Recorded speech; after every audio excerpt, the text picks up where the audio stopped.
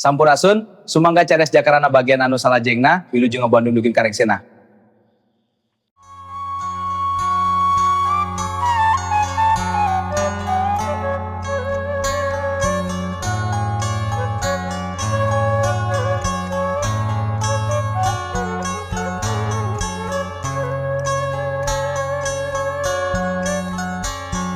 Channel Berkah Segara, channel asli dongeng Mang Dedi. Assalamualaikum warahmatullahi wabarakatuh. Sampurasunun wargi-wargi Mang Dedi baraya-baraya ki Sunda di mana bae ayana di saantaro jagat raya. Wilujeng ditepangkeun sareng Mang Dedi anu ngagaduhan hanca carita nu can dibacakeun. Ayeuna bagian anu ka-104 dina jejares carios jakarana. Sakumaha anu kantos dipaju dina bagian anu katilu ka-103 maksud teh.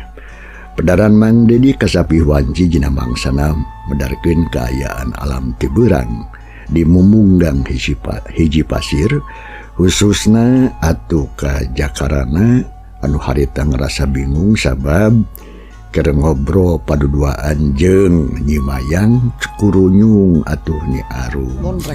Gitu nya kumaha atuh para pamirsa lajeng ngadona carita mangga urang sami-sami Bandungan ku sadayana namun kade hilap like subscribe komen sareng loncengna mangga urang Bandungan kaayaan alam pebuberang di mumunggang hiji pasir.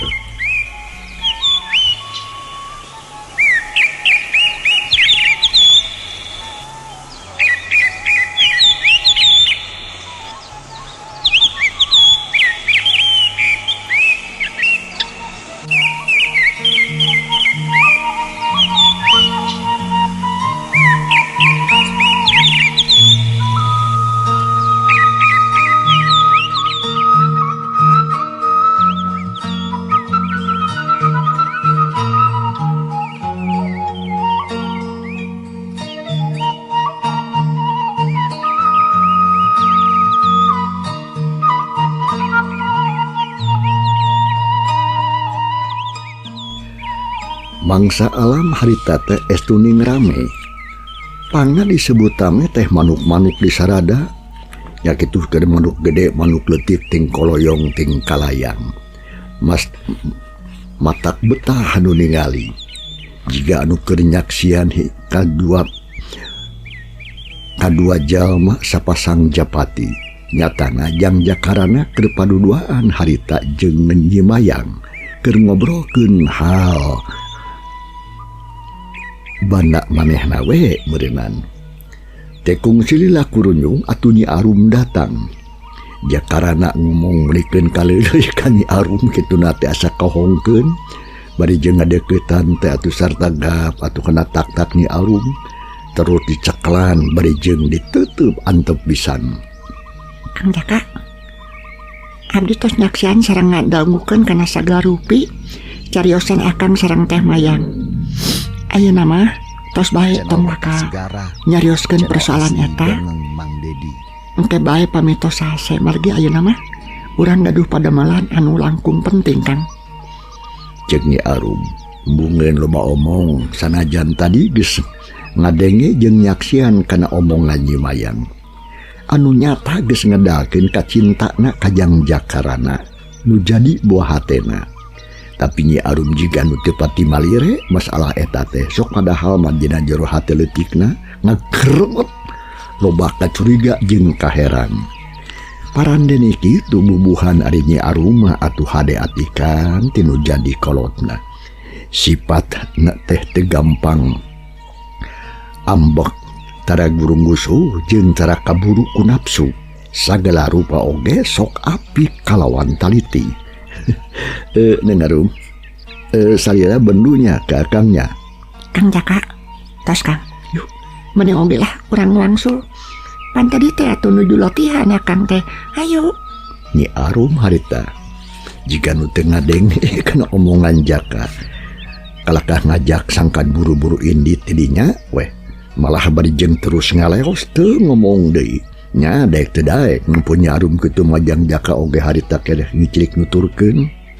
Nyi Arum lempang ngagancang ngerang jalan satapak anu nurung tumulun sarta rembet ku kakayon. Saja jalan duanana jarempewe ngadon ngabaretem eueuh anu ngomong. Ngan uku dina jero hate we galecok norlecok sorak masing-masing. Dina hate leutikna mah tangtu Nyi Arum teh bakal amekeun cangkeul keheul jeung sagarupana ngan disidem sabab aya Neng Arum mah boga atikan ti kolotna.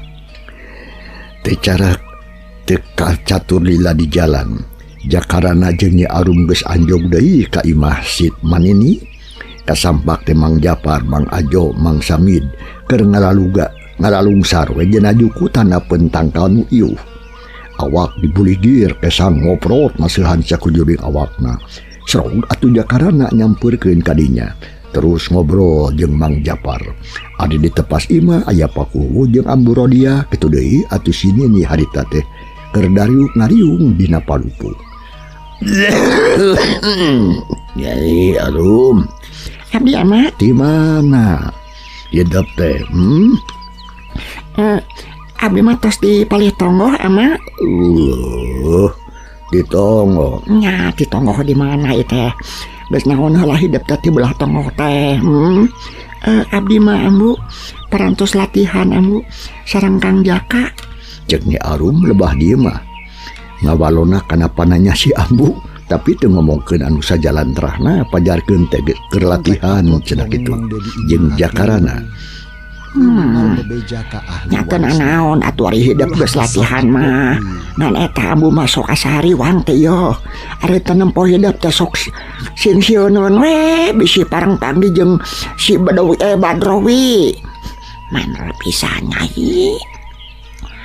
Kamana ari incun ini Nyi Mayang yo nyata babarengan tadi sok ini nanyakeun yo cek sini nih harita nanyakeun incuna nyata Nyi Mayang anu memang teu katempo barang ditanya kitu atuh Nyi Arum sakedapan mah rada ngahulang oge lebah dinya nama naon sababna ngahulang lantaran apa Nyi Mayang mah tadi geus balik teh heula nu tangtun oge nepikeun ka imah atawa kadinya kitu cek mamikir Nyi Arum. Ya gelis nah teu bareng jeung incun ini si Mayang. Tadi mah sareng manini nanging da teh Mayang mah wangsuna teh ti payun nya ari manawi teh tos dugi we ka dieu kitu nya jadi kitu mau kenai atuh teu naon jigana incun ini mah terus kapancuran meureunnan. Ini oge ama sareng Ambu punten atunya di kantun heula lingi abdi bade ka pangkar heula. Nya sok atulah arek ka jero mah nya sanggeus kitu maleos atuh Nyi Arum teh indit muruk ka jero imah malah kebat muruk ka dapur kop atuh kana cangkir terus nyecian cai cina teko regot minum sanggeus kitu leos ka bibir imah terus geek diuk dina bangku ari panon melong ka belah tonggo nempokeun tangkal awi nu rajeg narangtung malahan madauna pating aroya jiga nu ngagupayan. Mangsa alam wanci harita teh geus maju ka sore datong neret geus reang di sarada jika nu ngarti wayah kitu teh sok di sarada. Sedangkeun Mang Japar jeung Mang Samid duanana atuh geus saragedang dan sakumaha anu geus direncanakeun dina poe kamari Mang Japar deuk indit cenah ka lembur Sindang Sari. Ari maksudna are ka Sindang Sari deuk ngerahkeun anak buahna nu aya di lembur. Maksudna sangkan dina poe isuk siap siaga pikeun arindit ka Tegal Eurih.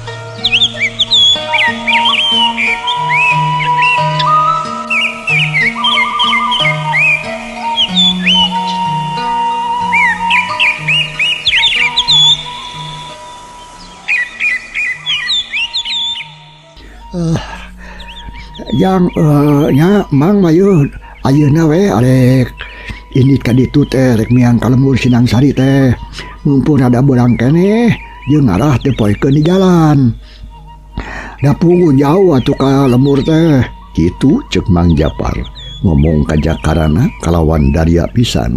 Mang Japar aya naon jang Aden nya manggawe atuh ari kitu mah nya namung kade di jalan sing atos-atos mah nya. Ya, hari yang Aden isukan kira-kira wayah kumaha datang kategalan eurih teh. Cek harita, cek Mang Japar bari jeuneu teu ka Jakarana. Teu pami teu aya halangan harungan basa tos ngajalankeun salat subuh we. Enjing abdi bade teras ngabujeng ka ditu Mang. Oh, nya atuh aya kitu naman jang Aden. Ya Mang oga tuh yang barudak atuh di situ pasti bakal isu keneh initna tah laras pisan gitu Mang. Tong siang teh bilih para si panas sareng bilih urang kapayunan ku Badrowi atuh sareng anak buahna. Benar pisan jang atuh ari kitu mah nya nuhun ayeuna Mang tuh pamit jang mios ieu. Cek Mang Japar pamitan deui harita ka Jakarana samemehna salongkrong ngajak salaman ka pakuwu deh. Kasakabeh nu aya we jadinya malahan mah teu poho didoakeun ku sararea anu aya. Sangkan sagarupana aya dina kalancaran jeung kasalamatan cenah. Nya sanggesa kitu mah bral Mang Japar jeung Mang Samid harita gencis arindit ninggalkeun Tegal Honje. Med kade euy sakudung kade nya yo kade yo. Mana sing hati-hati di jalanna wayahna nya. Ayeuna orang mah init babarengan yo. Tapi tang tu isu panggih jadi tu. Namanya sabami indit si Ajong ngomong heula ka Samid nu jadi sobat medokna ai paharang-harang men tapi sobat dalit mere pepeling di ongko sangkan ati-ati basana teh da puguh maranehna mah atuh salila ieu teh sok babarengan we. Alah yo we oge nya ati-ati satarek ngagugu kana papatah ti maneh. Kade si lain ulah bangornya. Guys salah ayo tong ngomong wae tuh buru. Cek Mang Japar ngahwit nya sang geus kitu makan celing harta kene Mang Japar jeung Mang Samid indit. Malahan mah teu radat-daret teuy lalimpang kalawan salse. Terusuhan da puguh ngahaja arek buru puting ka ditu teh cenah. Bekelila duanana beuki anggang di Tegal Honje. Nusa terus nama teh katempo dewe awak ngiles kateureuy ku rarambu leuweung anu sakitu baralana. Kaayaan alam harita teh beuki sore bae. Malahan mah geus rek beurepan. Ari si Ajo jeung Jakarana keur arindit ka pancuran sedengkeun bapakku mah si Ambu kitu deui nya arum katut sinini rusi. Harita teh keur ngarobrol keneh we di tengah imah bari jeung nungguan datangna mangsa alam wanci salat magrib. Lain eta balini. Ya naon? Nah, teras ka mana ari nyimayangnya. Nah, geuningan teu acan aya balik mangkaning ieu teh geus burit. Ah, nyeta tuh kating kamarana jang kubu. Tapogo atuh manini oge itu apa? Tapi kena lah dah teu kudu dipikariwang budak eta mah sabab incun ini mah geus biasa sekondar inder teh sosoranganan. Nah nyeta tuh aya abdi mah ngaraos salempar manini da puguh nyimayang teh istri. Sok inggis ku bisi rempan ku sugan sok aisieun aya balai nu ngancam kena kasalamatanana. Nya lah badi nyaman ini oge sok kariwang sarua jeung jangkowo. Tapi daladikmu mah ada incum ini mah memang kitu karesepna. Tapi daman ini mah ieu percaya sok sanajan pantar awewe tang tuwe manehna mah bisa ngajaga diri jangkowo. Cek manini ngomongna muni bangun anu salse jeung jiga anu geus terpikiran. Samalah bari jeung am atuh ngahuapkeun daun seureuh anu geus menang nyamaraan. Krauk-krauk atuh hadita bangun anu rangu bangun anu nikmat pisan. Sumuhun laras pisan manini da kau nih ngausim kuring oge pan nyimayang mah sanes istri anu hengker. Tangtos aya nama atuh bakal mampuhun pikeun ngajaga diri dina sagarupi bahaya. Tanya gitu jangku. Moga-moga we atuh intun ini teh sing salamat. Nyai kunaon hidup bet jempe bae. Aya nu dipikiran, Paku ngareret ka putri tunggalna. Nyatana Nyi Arum anu ti tadi ngajejempe we ngahep-hep teu kadenge sorana. Dak buguh keur anteng mikiran persoalan nu tadi kasaksian ku dirina. Samalah hati letikna jadi pinuh ku kapanasaran jeung rupa-rupa pananya. Nah aya hubungan naon antara Jakarana jeung Nyi Mayang? Imam budak teh kan Arum hidup teh kunaon bet jempe wae atuh. Lamun aya anu dipikiran sok gancang sok amongkeun ka ambu atawa ka si abah kayaknya. Si ambu mairan tumanya anu jadi anakna anu keur melenguk petungkul ngadengi indung bapana nanya kitu Nya Arum harita reret ngareret sarta pok harita teh teu aya nanaon ambu sareng teu aya anu nuju deemutan. Nah hidup teh menuju ganu anteng weh ngalamun Arum anak ama. Lamun aya naon rupa nu keur dipikiran pok pek prak omongkeun ka ama teu kudu asa-asa heuh da dieu mah atuh eueuh jelema sejen. Aya oge manini heuh da lain anu lian atuh. Da pugun manini mah ku ama oge geus dianggap kolot sorangan. Tah gitu gelis anakin. Ama emu naon nyai laras da abdi mah teu aya anu nuju deemutan Kitu ceuk Nyi Arum. Ngomongna ka bapakna samalah bari jenggluk tungkul teu wani neuteub ka bapana teh. Pok atuh si ambu harita. nya ari hidup rasa teu kunanaon mah. Mending oge sok atuh gancangan gerak kacai ka itu we ya geus rek magrib ieu teh. Laras pisan tos bade magrib ambu. Ieu atuh abdi bade ka pangker heula. Jumi Arum nangtung. Terus atuh leumpang nguruk kalawang panto tukang malahan mah terus turun keburuan. Kabeneran harita amprok jeung Jakarana katu Ciajo anu kaparengan karek baralik di pancuran. Ret Nyi Arum ngareret ka Jakarana tapi teu ngomong. Plakat terus ngadudun ngaleos sarta ngoreleng ka bibir imah bangun anu teu pati malire. Kumaha katarimana ku Jakarana jadi rada bingung deh. Malah hati leutikna mah geus teng we boga sangkaan lamun seug Nyi Arum teh keur ngarasa keheul meureun ka manehna. Jika nama Nyi Arum teh keur keheuleun ka aing ieu. Sabab katempona dina carana bet jiga kitu ya. Teu malire. Jika nama lantaran persoalan anu tadi manehna jadi salah paham tungtungna ka aing. Aing mah kitu cegerentesnya hate Jakarana. Bari jeung ngawaskeun ka Nyi Arum anu ngaleos atuh muru ka pipir imah. Jiga nu sieun panggih jeung Jakarana teh. Jakarana lebah dieu mah atuh teu bisa nanaon. Cukup ku cicing weh bari jeung loba pananya dina hate. Jang aden geus tang nampokeun wae nang Arum atulah magrib pan yeuh. Yah, urang kajero waktu salat mapan. Cik Ajo gebah ka Jakarana. Nu harita memang anteng we nempokeun ka Nyi Arum. Haitu Jo. Nah itu lah jama kamamana malung itu dari cempo wae jo aja yang Arum atuh mah kamana deui leosna paling ge kacai cek si Ajo ngomong deui bari nyarengeh atuh. Atuh da Kang Ajo mah lain nempokeun da kuring mah tuluy nempokeun ka Nyi Arum atuh Kang Jo. Nya nyempokeun naon atuh ka ditu? Naon sok naon nempokeun hayam piraku ayam Tuh, kumaha yang adanya ya.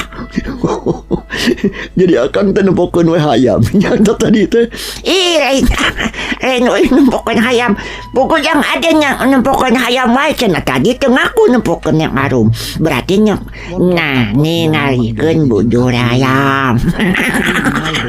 Cek si Ajo bisa we ngomong teh berijing nyarenge. Malah barijeng malong deui ka Jakarana anu katara rada bareubeum. Nya sanggeus kitu mah duanana ara sup we ka jero imah. Terus kebat ka patengahan. Didinya kasampak Pak Kuwu si Ambu jeung si Nini anu geus tatan-tatan arek ngalaksanakeun salat magrib. Teh kungsi lajo nya arum nyampeurkeun.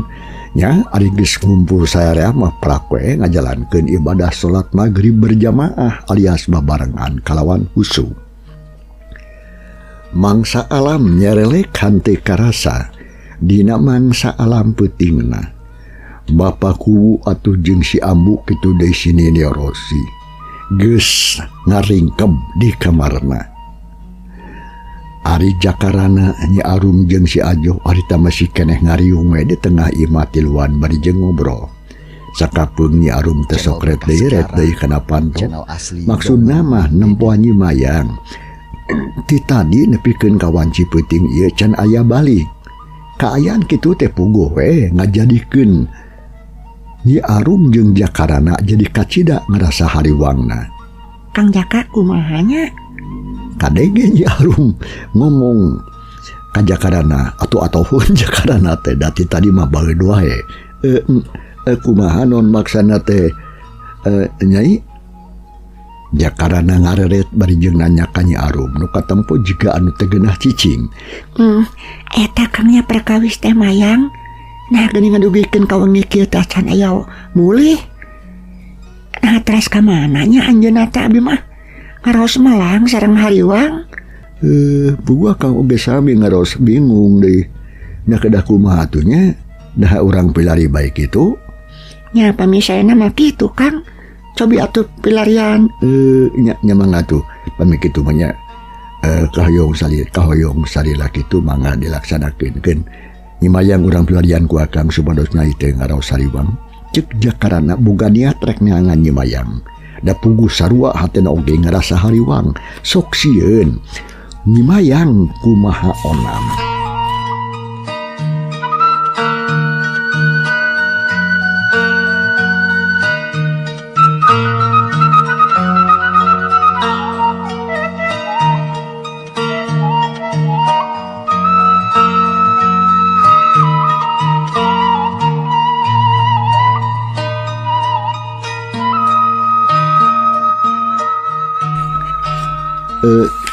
Nah Jo, ayo baturan kuring ya, urang dengan Nyi Mayang. Mangga Kang Aden abdi mah ayo wae tapi kamana nya nganana? Ya bae teh geus poting kan. Ciris jeung paroek satatu teu puguh we atuh nu ditujuna ge. Nya ka mana we atuh neangan mah Kang Jo. Anu penting mah urang aya usaha. Nya deui tapi kamana tuh Nyi Mayang teh lah bat ngaleos teh bebeja matak pikahariwangan sarereha kitu ceuk si Ajo barijeng terus cung nangtung sarta ngapulitkeun samping sarung dina beuheum manehna singkeur deuk neangan Nyi Mayang. Ning Arum akang bade kaluar heula nya bade milari Nyi Mayang salira mah antos anu jieun. Nya mangga atuh Kang yang nikah di sing atos-atosnya mugi bae teh Mayang teh kapanak. Nya sanggeus kitu mah Jakarana atuh jeung si Ajo harita keneh kencis arindik deuk neangan Nyi Mayang. Malahan mah teu poho si Ajo mawa obor jeung bedog da puguh kaya di luar teh poek jeung pangpangna mah bisi panggih jeung satong anu garalak. Nya sanggeus Jakarana atuh jeung si Ajo arindik Nyi Arum ngahuleng diuk ngabacrek sorangan di tengah imah. Hatena mah mantang mikiran Nyi Mayang nakamahana atuh inditna. Sok sanajan heueuh oge Nyi Mayang teh geus biasa luntati imah. Tapi da ari keur aya kaperluan kitu ge. Sedengkeun ari harita mah pan Nyi Mayang teh ngaleosna teh sabadana aya kajadian tadi beurang. Kaayaan alam harita teh atuh beuki peuting bae. Jakarana jeung si Ajo duanana keur ngeder neangan Nyimayang. Tisrikna sakuruling wewengkon eta mah diapruk diasruk anu kaliwat. Tapi edas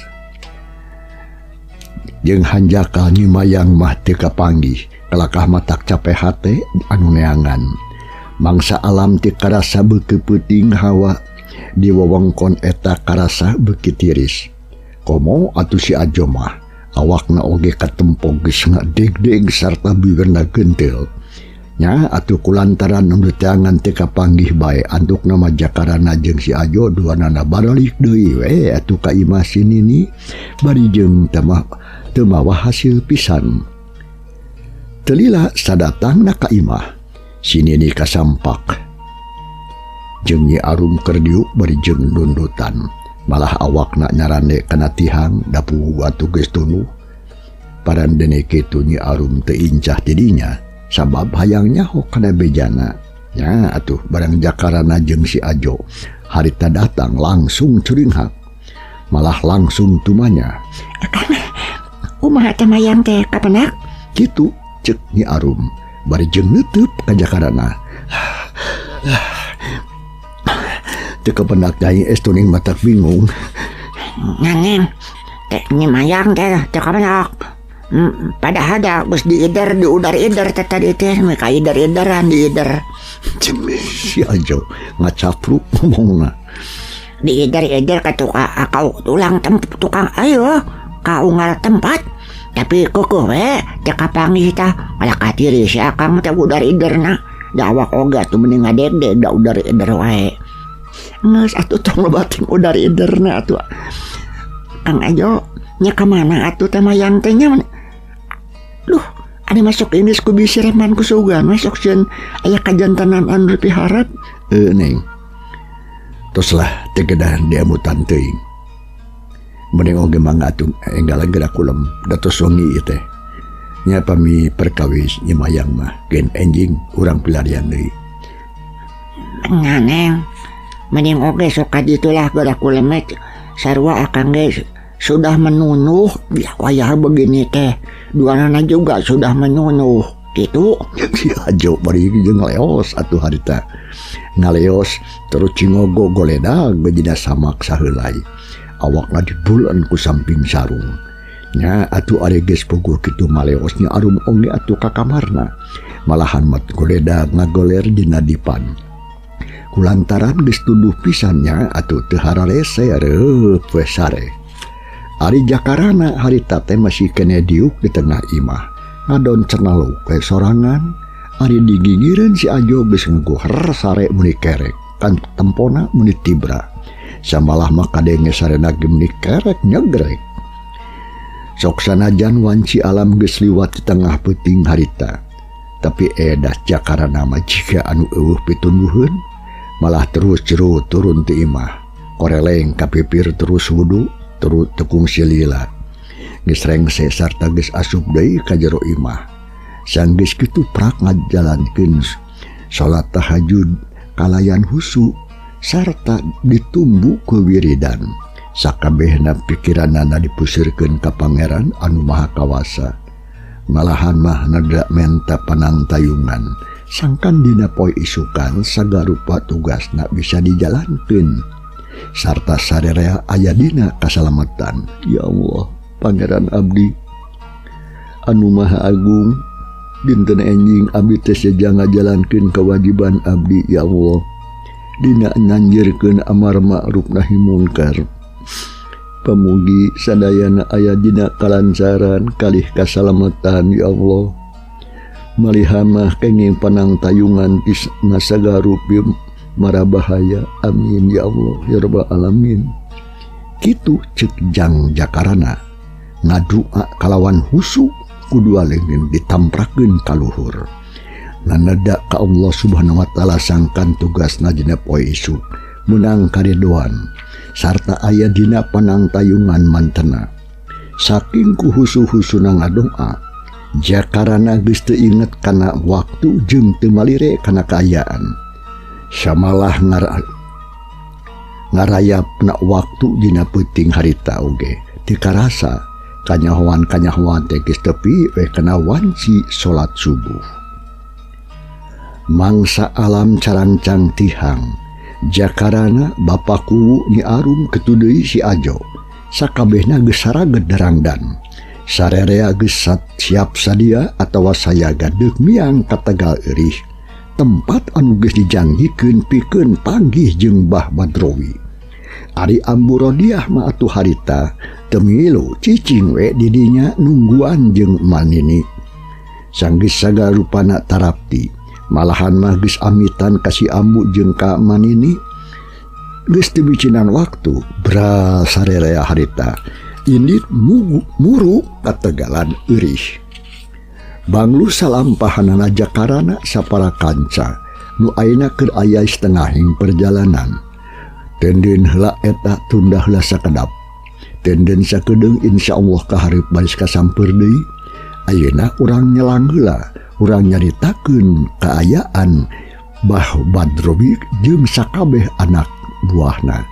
Keur kumaha maramehna? Cag para pamirsa, ieu carita urang tunda heula. Kumaha lajenganana insyaallah manidi beres neruskeun carita dina bagian anu ka-105. Hatur nuhun loh kumarupi perhatosanana ulujeng kantun kasadayana. Wassalamualaikum warahmatullahi wabarakatuh.